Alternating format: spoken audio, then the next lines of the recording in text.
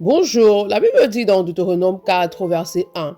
Maintenant, Israël, écoute les lois et les ordonnances que je vous enseigne. Mettez-les en pratique afin que vous viviez et que vous entriez en possession du pays que vous donne l'Éternel Dieu de vos pères. Ce qui veut dire que pour demeurer en vie, il est important pour toi non seulement d'être enseigné par la parole de Dieu, mais également de te soumettre à la parole de Dieu, c'est-à-dire d'obéir parfaitement à la parole de Dieu. Le Seigneur a dit que les paroles que je vous dis sont vie et esprit.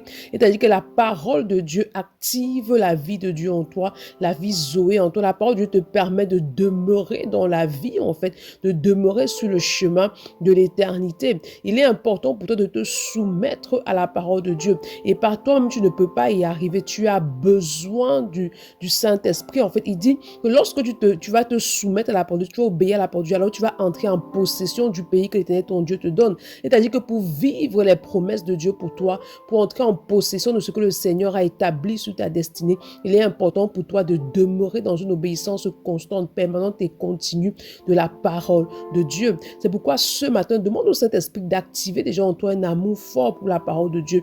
Demande de t'aider à grandir dans la révélation de la parole de Dieu, de grandir également dans la connaissance des Écritures. Demande-lui de t'aider également à demeurer dans une attitude de foi et de t'accorder la grâce de persévérer dans l'obéissance à la parole. Bonne journée. Shalom.